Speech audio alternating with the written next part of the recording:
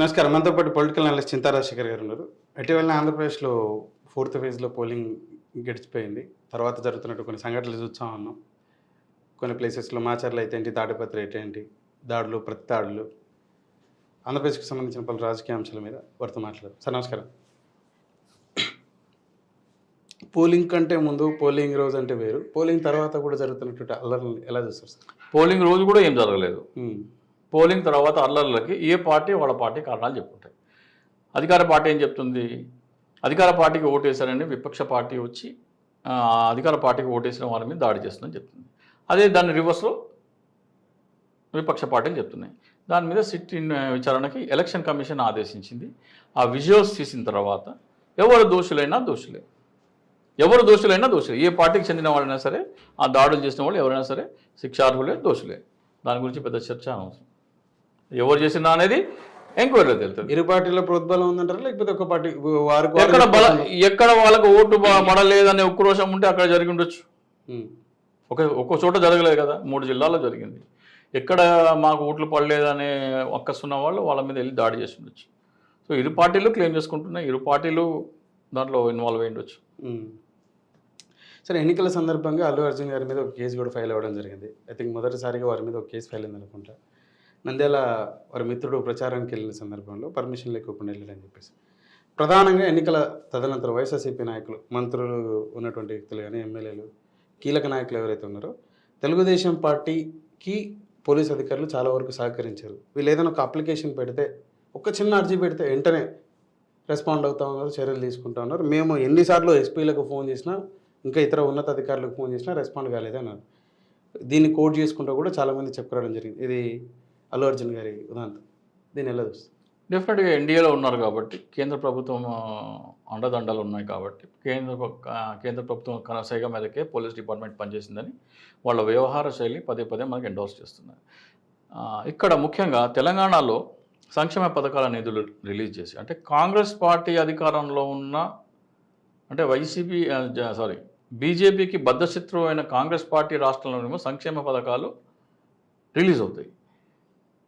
ఏ కూటమిలో లేని పార్టీ అయిన వైసీపీ సంక్షేమ పథకాలు 14,000 కోట్లు ట్రెజరీలో ఉంటే దాన్ని టీడీపీ అప్లికేషన్ పెడితే దాన్ని ఈసీ ఆపేసింది. వీళ్ళు హైకోర్టుకు పోయి తెచ్చుకుంటే మళ్ళీ దానికి అడ్డం పెట్టి అది కూడా ఆపినారు.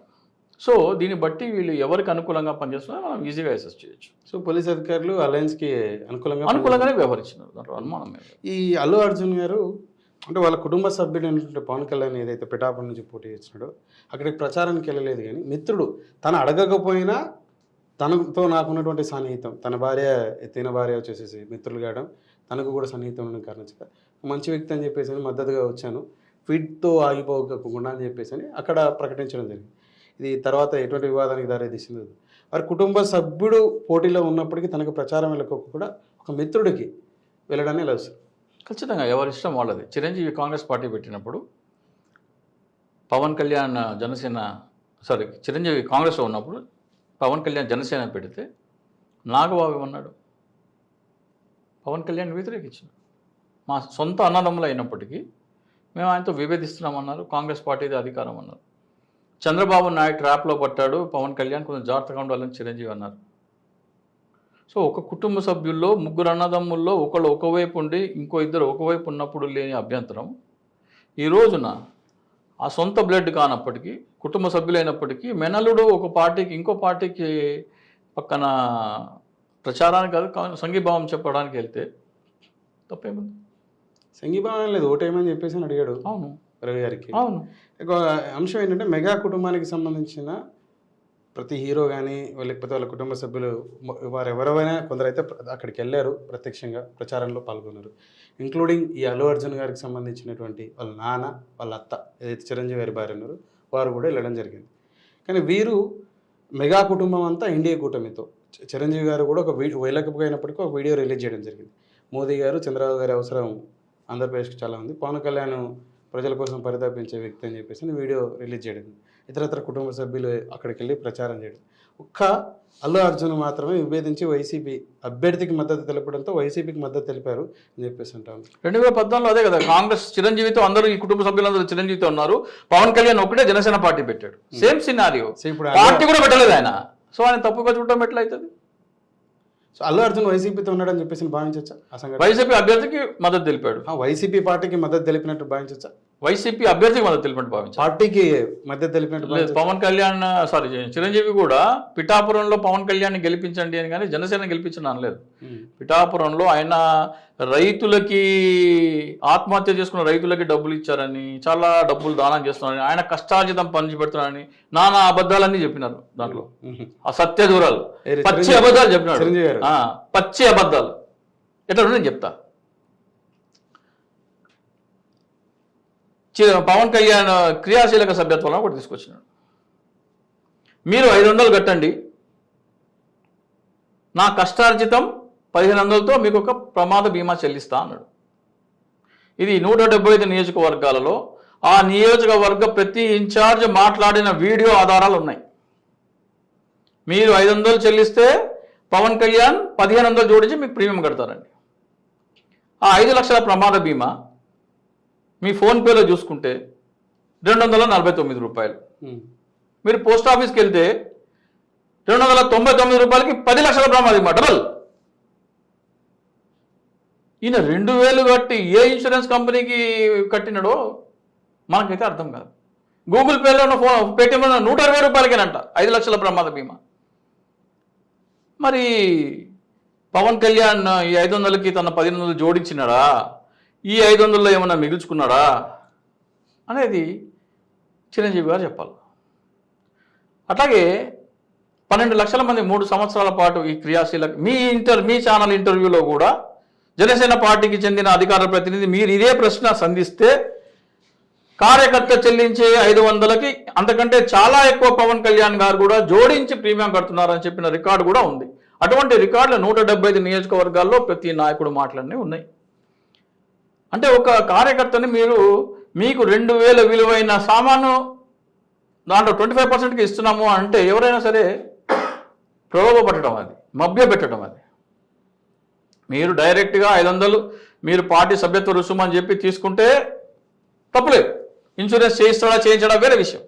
కానీ మీరు 500 కడితే దానికి 1500 జోడించి నేను ఇన్సూరెన్స్ ప్రీమియం కడతా అంటే 2000 రూపాయలు నాకు 500కే వస్తుందని చెప్పి చాలామంది కట్టినారు. సరే సార్, దయచేసి ఆగండి. సో 12 లక్షల సభ్యత్వాలలో ఒక్కొక్క దానికి దాదాపు 112 రూపాయలు కట్టినట్టు లెక్క 400 రూపాయల చొప్పున మనం కనుక లెక్కేసుకుంటే 3 సంవత్సరాలలో 12 లక్షలకి పవన్ కళ్యాణ్ దాదాపు 48 కోట్ల రూపాయలు పేద కార్యకర్తల పిల్లల నోటి కాడు కూటు కొట్టి తన జేబులో వేసుకున్న వ్యక్తి. చిరంజీవి గారు దీనికి సమాధానం చెప్పాలి. మీకు తెలుసా తెలియదా? తెలియకపోతే దీని గురించి మీరు ఇదిగో మా తమ్ముడు ఎట్లాగైతే కష్టార్జితం పంచడం చెప్తాడో అట్లాగే కార్యకర్తల కష్టార్జితం దోచుకున్నాడు అనే వీడియో కూడా విడుదల చేస్తారా చిరంజీవి గారు అడుగుతున్నా. అట్లాగే రైతులకు ఇచ్చిన డబ్బుల్లో 1000 మందికి ఒక్కొక్కరికి 1,00,000 చొప్పున ఒక 10 కోట్లు ఈ 48 కోట్ల నుంచి ఒక పంచి ఉండొచ్చు.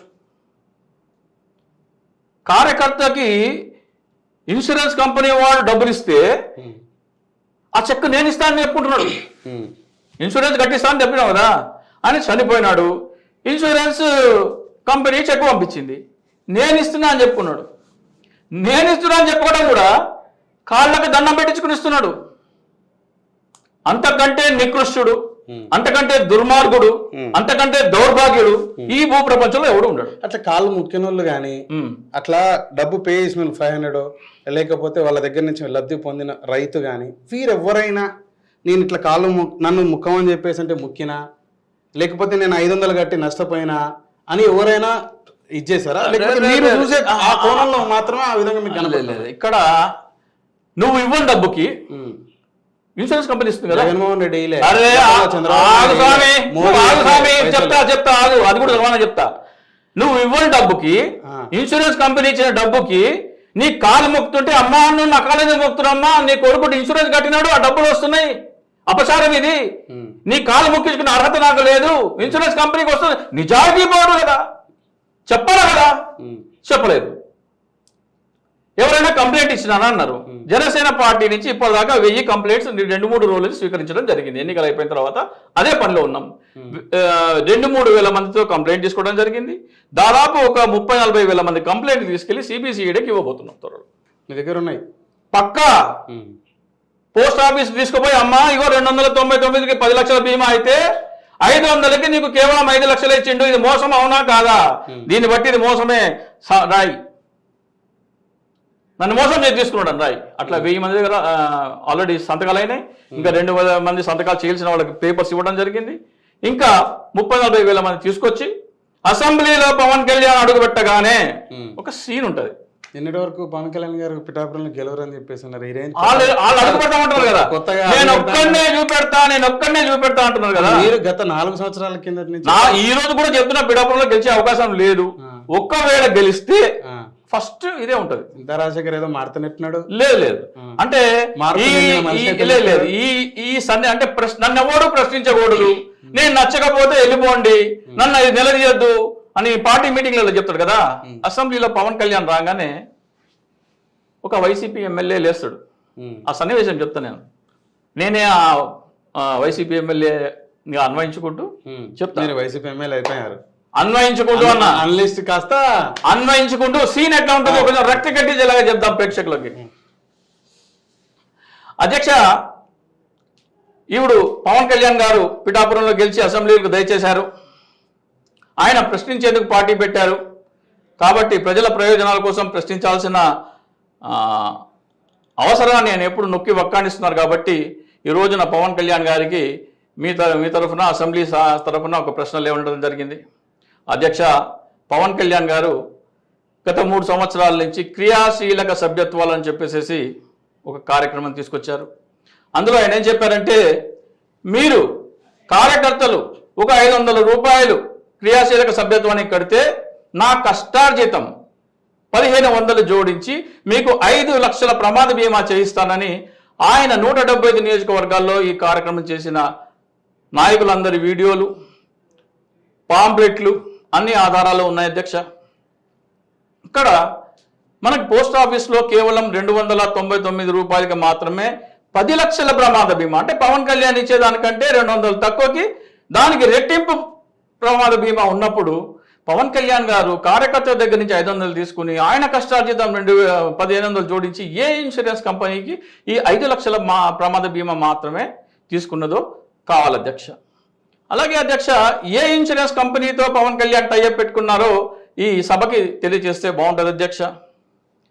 పవన్ కళ్యాణ్ అక్కడి నుంచి లేస్తాడు, అంటాడు, నేను నచ్చకపోతే ఇక్కడి నుంచి వెళ్ళిపోండి, నాతో ఉండే వాళ్ళే నా వాళ్ళు, నాకు విభేదించే వాళ్ళు ఇక్కడి నుంచి వెళ్ళిపోండి అంటారు.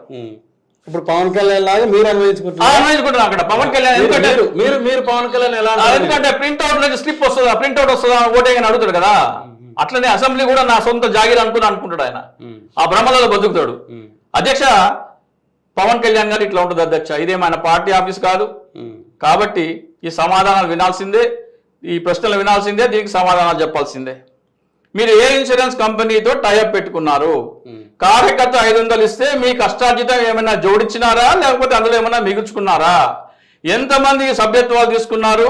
మీరు ఎంత డబ్బు అదనంగా చెల్లించారు, లేదా ఎంత డబ్బు మిగుల్చుకున్నారు? అలాగే ఆ కుటుంబ సభ్యులకి చెక్కించేటప్పుడు పాదాలకి దండం పెట్టించుకున్నారు కదా. ఇది నేను ఇచ్చిన డబ్బు కాదు, ఇన్సూరెన్స్ కంపెనీకి ఇచ్చిన డబ్బు, మీరు నా పాదాలకి దండం పెడుతుంటే ఆ వీడియోలు తీయించి ప్రచారం చేసుకున్నా కాబట్టి వాళ్ళందరికీ పాదాలు మొక్కి క్షమాపణ చెప్తారా అని చెప్పేసి సభాముఖంగా అడుగుతున్నా అధ్యక్ష. ఇట్లా వైసీపీ ఎమ్మెల్యే డైరెక్ట్ అన్న ప్రశ్న రోజే ఆగాయ అంటారు చూసారా, ఫస్ట్ డేనే పెట్టే అవకాశం ఉంది ఒకవేళ పవన్ కళ్యాణ్ అసెంబ్లీకి వస్తుంది. మీ ఊహ అద్భుతంగా ఉంది. మీరు అసెంబ్లీలో అడుగుపెట్టే అవకాశం లేదు. ఒక్క ఎమ్మెల్యే, ఒక వైసీపీ ఎమ్మెల్యే అన్న, నేనే వైసీపీ ఎమ్మెల్యే కాదు. నా ప్రశ్న పూర్తిగా మీరు ఊహలో ఉన్నారు, మీరు అసెంబ్లీకి వెళ్ళే ప్రసక్తే లేదు, అంటే అవకాశం లేదు. మీకు వైసీపీ నాయకులతో చాలా మందితో సత్సంబంధాలు ఉన్నాయి. ఈ ప్రశ్నను వారి ద్వారా లేవనెత్తించే ప్రయత్నం చేస్తారు, తప్పనిసరిగా చేస్తారు. సరే, June 4th తర్వాత చూద్దాము. సరే, ఇకపోతే June 4th తర్వాత పవన్ కళ్యాణ్ గారిని మనం ఏ పద్ధతితో చూడొచ్చు అంటారు? అసెంబ్లీలో ఒక వైసీపీ ఎమ్మెల్యే గెలిస్తే ఎమ్మెల్యేగా ఉంటారు, విపక్ష ఎమ్మెల్యేగా ఉంటారు, అంతే అంటారు. విపక్ష ఎమ్మెల్యే అంతేగా, శాసనసభ్యుడిగా మాత్రమే ఉంటారు, మంత్రిగా చూడలేమంటారా? విపక్షంలో మంత్రి పదవికి ఇచ్చే ఔదార్యం జగన్మోహన్ రెడ్డి గారు ఉంటే బహుశా మరి పవన్ కళ్యాణ్ ఆయన వేడుకుంటే జగన్మోహన్ రెడ్డి గారు మా విపక్షంలో కూడా మంత్రి పదవి ఇస్తే ఆయనకు సాధ్యం అవుతుంది. అధికారంలోకి వచ్చే మంత్రి అయ్యే అవకాశం ఉండదంటారా?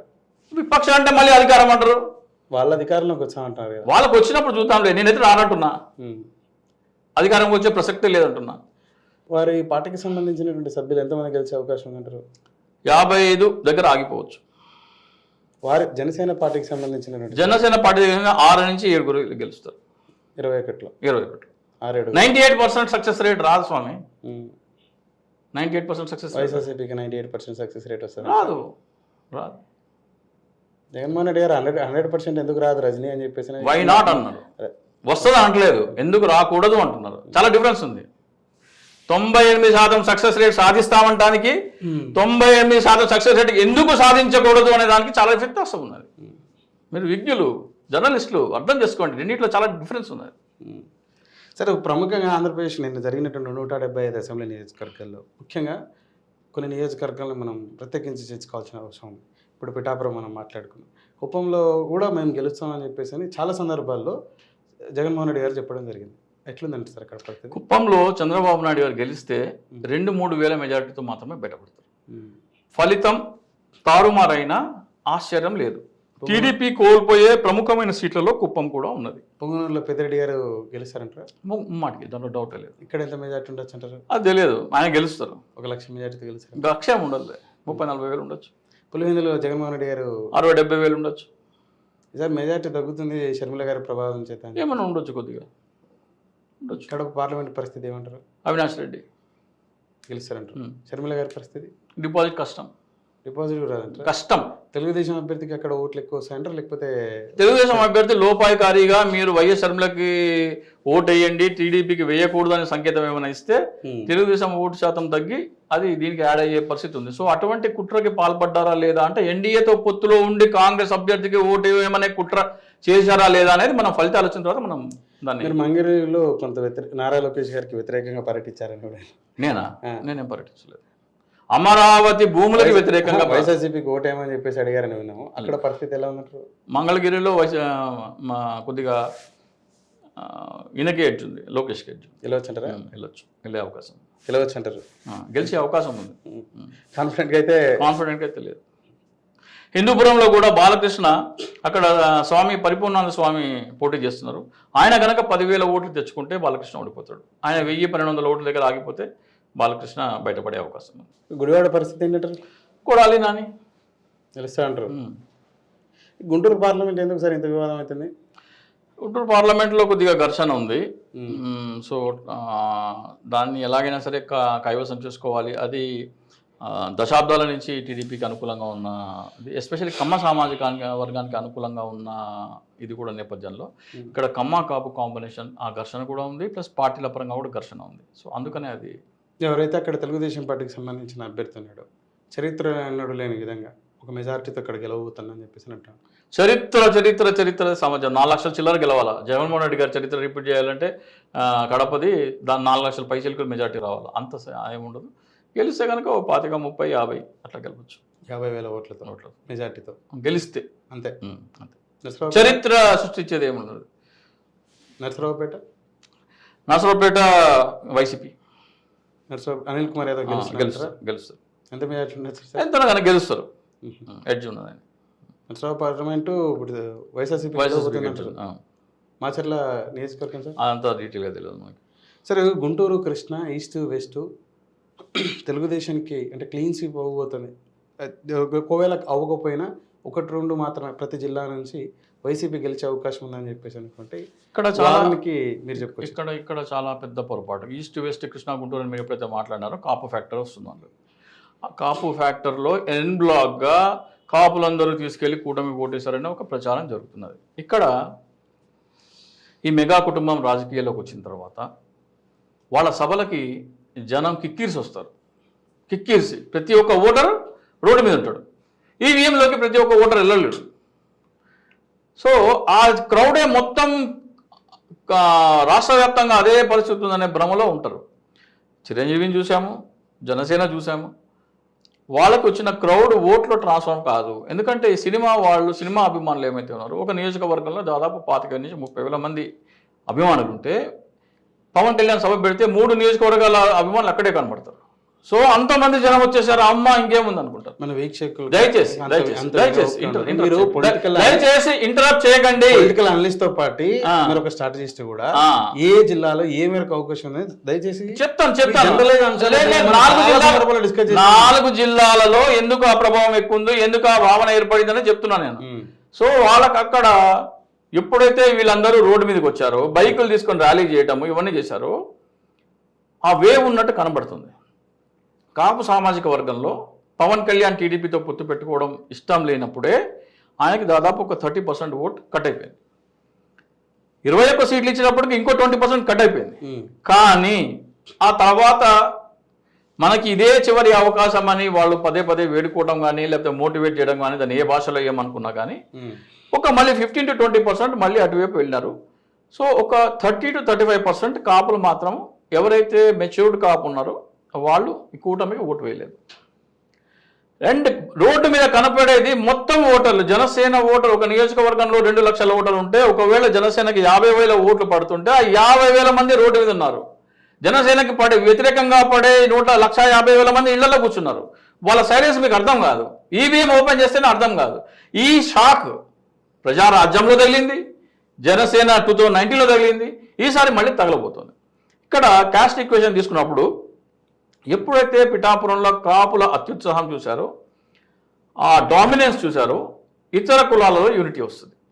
అమ్మ వీళ్ళందరూ యూనిట్ అయితే ఇలా చేస్తారా?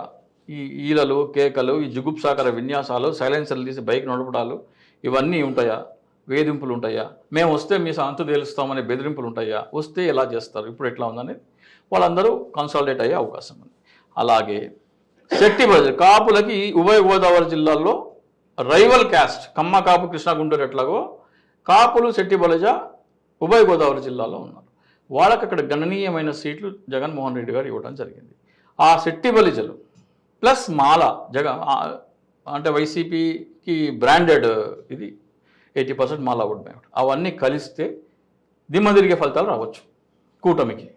లేదు వాళ్ళలో కూడా బైఫర్కేషన్ వచ్చి వాళ్ళు కూడా ఇటువైపు ఏమైనా స్వింగ్ అయితే ఫలితాలు కొద్దిగా 34 ఉభయ గోదావరి జిల్లా 34లో వైసీపీకి 14 నుంచి 18 వరకు సీట్లు వచ్చే అవకాశం ఉంది.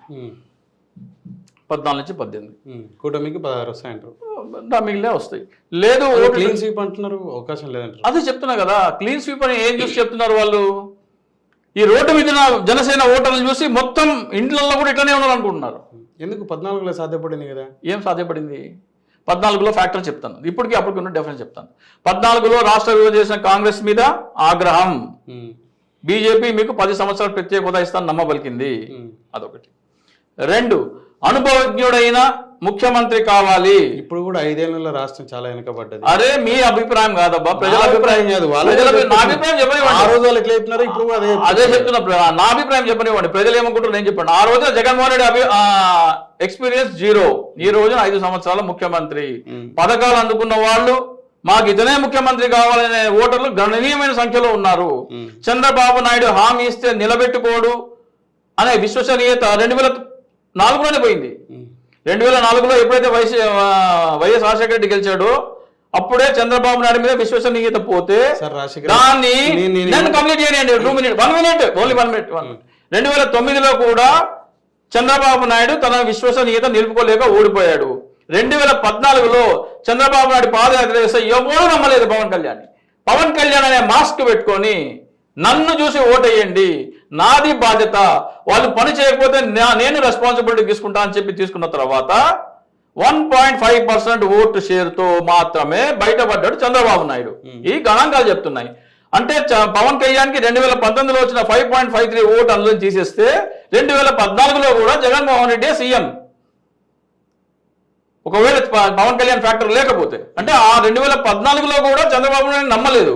సో ప్రజలు చంద్రబాబు నాయుడిని నమ్మడానికి సిద్ధంగా లేరు. ఆయన జగన్మోహన్ రెడ్డి రూపాయి ఇస్తా అంటే నేను 10 రూపాయలు ఇస్తా అన్నా కూడా నమ్మే పరిస్థితి లేదు. కాబట్టే బాబు మీరు మన ఇట్లాగో నమ్మట్లేదు, సరే నమ్మితే జగన్మోహన్ రెడ్డి నమ్మండి, ఇస్తే ఆయన పథకాలు ఇస్తాడేమో కానీ ల్యాండ్ టైటిల్ కానీ మీ భూములు గుంజుకుంటారని భయంతోనే ఒక కుట్రపూరిత ప్రచారం మొదలుపెట్టారు. నికృష్టమైన ప్రచారము ల్యాండ్ టైటిలింగ్ లో మీ భూములు లాక్కుంటాడు అని సరే ఈ చెప్పి కారణాలు వద్దు దయచేసి నేను ఏమంటాను లేదు. చాలా సందర్భాలలో మనం అసలు ల్యాండ్ టైటిలింగ్ మనం మాట్లాడలేదు ఈ రోజు ల్యాండ్ టైటిలింగ్ విషయం మనం మాట్లాడలేదు. సో ప్రజలని భయభ్రాంతులకు గురి చేసి నేను ఎట్లాగో నన్ను నమ్మట్లేదు, జగన్మోహన్ రెడ్డి మీ భూములు గుంజుకుంటా భయపెట్టి అదొక ప్రయత్నం చేసినారు. 5 నెలల కిందట బిల్లు పాస్ అయిందంట కదా 2019లోనే దాని మీద భయవుల కేసు దానికి సపోర్ట్ చేసినాడు. 2019లో ఆ బిల్లు అసెంబ్లీలో పెడితే దాన్ని సపోర్ట్ చేసినారు. ఇది మంచి బిల్లు అని ఈనాడు పేపర్లో కథనాలు రాసినారు.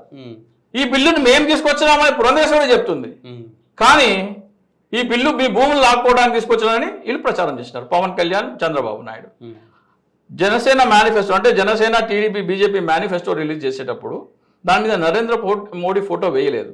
అండ్ సిద్ధార్థనాథ్ సింగ్ అది పట్టుకోవడానికి కూడా ఆ ఆసక్తి చూపించలేదు. దానికి 2 కారణాలు ఉన్నాయి. బీజేపీ ఏం చెప్పిందంటే ముస్లింల రిజర్వేషన్ తొలగిస్తామనే అంశం మేనిఫెస్టోలో పెట్టమన్నది నంబర్ 1. ఇంకొకటి ఈ ల్యాండ్ పూలింగ్ చట్టాన్ని మేము తొలగిస్తామనేది తీసేయమన్నది. అక్కడనే విభేదం. మేనిఫెస్టోలో వాళ్ళకి వీళ్ళకి వచ్చిన ఘర్షణ ఏంటంటే ముస్లింల రిజర్వేషన్ ఎత్తేస్తున్నామని మీరు మేనిఫెస్టోలో పెట్టండి. సమాచారం మీ దాకా ఎలా చేరుతుంది? బీజేపీలో మాకు ఇప్పుడున్న బీజేపీలో బీజేపీ అధ్యక్షురాలకు వ్యతిరేకంగా 70% క్యాడర్ ఉన్నారు. 70% క్యాడర్. సోము వీర్రాజు ఇంట్లోకి వచ్చి ఒంగోలు ఆమె పోటీ చేస్తే ఎవరు ఓటేస్తారని చెప్తారా అని బీజేపీ వాళ్ళు అంటున్నారు. బీజేపీ వాళ్ళు రాజమండ్రిలో పురంధరేశ్వరికి ఓటేయట్లేదు. సోము వీర్రాజు ఇంట్లోకి వచ్చి ఒంగోలు నుంచి ఆమె ఇక్కడ వచ్చి పోటీ చేస్తా అంటే ఎందుకు ఓటేస్తారు? పురంధేశ్వరి గారు గెలుస్తున్నారు, ఓడిపోతున్నారు, ఘోరంగా ఓడిపోతారు. సరే సార్, గుంటూరులో ఎన్ని సీట్లు వస్తున్నాయంటారు వైసీపీకి? గుంటూరు కృష్ణ 33లో 13 నుంచి 15, 18 దాకా రావచ్చు. లాస్ట్ టైం రాయలసీమ 52 నియోజకవర్గాలకు కానీ 49 వచ్చాయి. ఈసారి 42 రావచ్చు. ఇక్కడ నెల్లూరులో సార్, నెల్లూరు ప్రకాశం 22 నియోజకవర్గాల్లో రెండింటిలో కలిపి దాదాపు 12 రావచ్చు వైసీపీ. ఇది శ్రీకాకుళం, విజయనగరం 19 నియోజకవర్గాల్లో ప్లస్ విశాఖపట్నం కూడా కలుపుకుంటే 34 నియోజకవర్గాల్లో ఇక్కడ దాదాపు 20 రావచ్చు. మీరు వైసీపీ చాలా గంటాపదంగా చెప్తా ఉన్నారు గెలవబోతుందని చెప్పేసి. ఎన్ని సీట్లు రావచ్చు అంటారు సార్? 120 నుంచి 130 సీట్ల మధ్యలో వైసీపీ గెలవబోతుంది. ఇందులో జనసేనకు 6 సీట్లు వచ్చాయంటారు, తెలుగుదేశానికి ఎన్ని వచ్చాయంటారు? మిగిలినవి ఉంటాయి. బీజేపీ ఒక సీట్ అయినా గెలుస్తుంది అంటారా? బీజేపీ ఒక పార్లమెంటు, ఒక అసెంబ్లీ గెలిచే అవకాశం. ఒక పార్లమెంటు అనకాపల్లి పార్లమెంట్. ఎవరు సీఎం రమేష్ గారు గెలిచారంటారా? సీఎం రమేష్ గెలిచే అవకాశం ఉంది. అది కూడా ప్రజలు మైనారిటీలు అక్కడ తక్కువ ఉన్నారు. అండ్ బీజేపీ ప్రత్యేక హోదా ఇవ్వలేదనే కోపం ఏమన్నా పక్కన పెట్టింటే కనుక చెప్పలేము. విజయవాడ వేస్తే సుజనా చౌదరి గారు అక్కడ లేదు. విజయవాడ ఇంకో బీజేపీ గెలవబోయే అసెంబ్లీ సీటు